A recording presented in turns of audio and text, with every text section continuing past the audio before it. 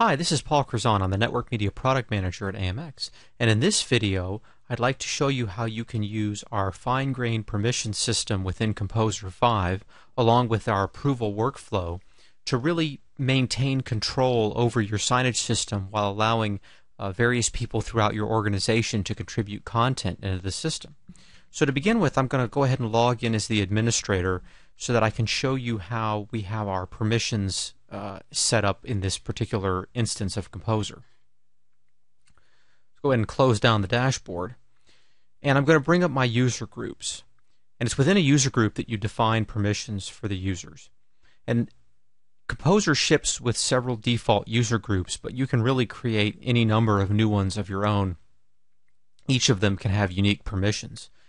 So of particular interest to me today is going to be the editors and managers groups. Probably most of your people within the organization that are going to contribute content to the signage system are going to be editors. And if we look at how we've defined editors in this case, we essentially have two different kinds of permission. One are the course permissions. And these are group permissions that are assigned to editors. And if I expand, for instance, playlists, I can see that on a very coarse level, I can publish playlists as an editor. I can view the players. I can view the publish points. So there's not a whole lot of permissions granted at a very high level. And then we have resource pool permissions. And what resource pool permissions are is permissions that are provided or applied to specific pieces of content within a resource pool. So I can essentially say that someone is an editor and they can publish to a playlist, but only on the content for which they have, or the content that is assigned to the editor resource pool. You'll then notice that on those playlists they're able to edit and to view them. So essentially I can say, for all content, here are the permissions that an editor gets, and only for the content that is assigned to this particular resource pool, they have additional permissions. And a user group can be assigned to multiple different resource pools, as you will see here in a minute. So if I look specifically at my editor, on a playlist they can edit and view them. On a message they can create, edit, and delete messages. And templates they can create and edit. And on template definitions they can view them. So the thing that's most important to note for this video is on messages they can create, edit, and delete them, but they can't review them, which means they can't be published without being first approved. So we'll cancel out of that, and let's go look at our managers. Now our managers, you'll notice, at a course level, they have access to some fairly similar permissions, although now I'm going to allow my managers to also create and delete players, create and delete publish points, and do some administration on the resource pools. Also, the manager, in this case, has been given a manager resource pool, but they also have access to the editor resource pool. And for everything in the editor resource pool, they have a set of permissions. And you'll notice here, in the case of these messages, they can, in addition to creating, editing, and deleting them, they can review them. And so your manager becomes that person or persons that can review and approve the content that are created by the editors. And because they belong to the editor resource pool, they're going to see any resources that are assigned to that pool. So any of the editor's messages, the manager will be able to see them, to review them, and to approve them. So that should give you an idea of how you can define user groups. And again, you can create resource pools for particular departments, for particular types of content. It's really a very, very flexible system. And then I go into my users and I can assign users to the different groups. So in this case, I've got a user named Tom. He's assigned to the manager user group, and I have a user named Paul, and he's assigned to the editor user group. So now I'm going to log out as the administrator, and I'm going to show you how easy Composer is for different users to use, and how I can use it to maintain control over my signage system. So if I log out, I'm going to first start by logging in as Paul, and Paul is an editor in the system. Now, the editors in this particular Composer installation have very, very, very limited content that's been assigned to their resource pool. So in this case, the editor has really just a handful of messages that he or she can edit.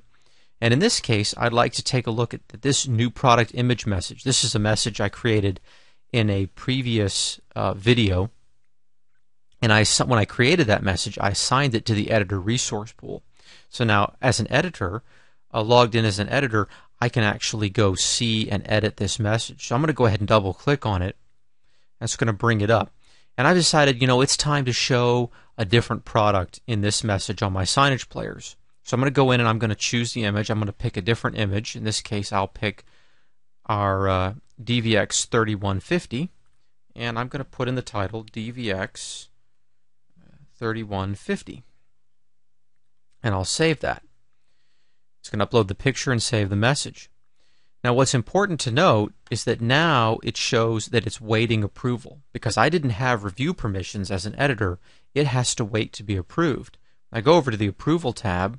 I can see that the current status is waiting approval, and I can even choose to view the changes. But because I can't review it, I can't approve it or reject it. For that, I'm going to need a manager. So now I'll go ahead and log out, and I'm going to log back in as Tom. Tom is the manager, one of the managers in this system.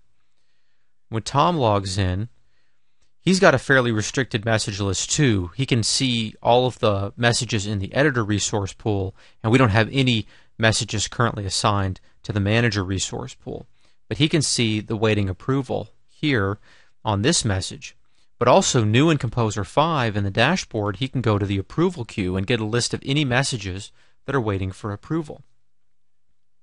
We'll select this one because as Tom, I didn't know which changes were made.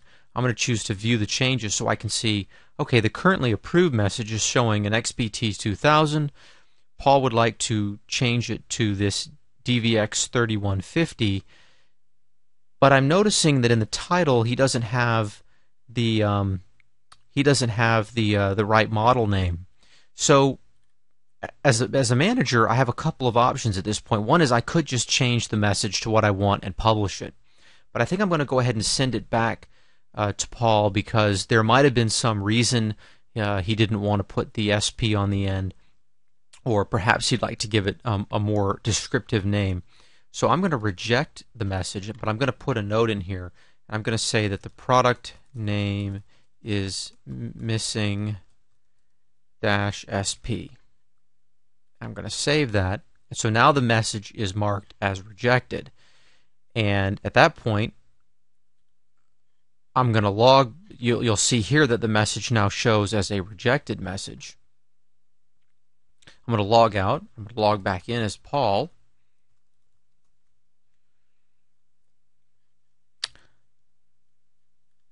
And when I look at my messages, I can see that it was rejected. Now, I wonder why it was rejected. Well, let me go over to my approval pane. And at current status, rejected. Oh, and here's the note. Product name is missing the -SP. Yes, of course. That must be what the problem is. So I'll go in and I'll put -SP. And that's an easy enough change, and I'm going to save it. Now it's going to go back to awaiting approval status. This is going to allow the approver to re-review this message. So I'll log back out, log in again as Tom. When I go look at my approval queue, here it is, waiting approval. I'll view the changes. Okay, it's got the -SP on it. Now, we talked about rejecting a message. We should probably talk about reverting a message. When I reject a message, it essentially says, no, I'm rejecting it, but the changes are all still going to reside in the system. So you can easily make an additional small tweak to the change and send it back for approval. If I'm not happy at all that the message was changed and I don't want any record of that change in the system, I can choose to revert, which basically reverts the message back to its approved status and all the changes will be lost. In this case, though, I'm happy with the changes Paul made, so I'm going to go ahead and approve the message. Yes, I'd like to approve it. And at this point, I don't have any pending messages waiting for approval. And if I go in here, I can see that this new message is in the approved status.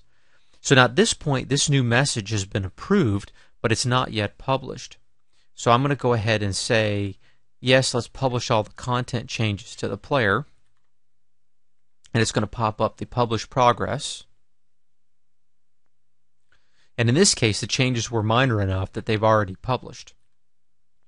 And so now I'm going to go over to my player and I'm going to look at the preview to make sure that the new message has shown up. And so here it is. It's going through the playlist, cycling through the playlist right now. And so we'll need to wait a minute to see if it comes around and shows this changed message in the preview window.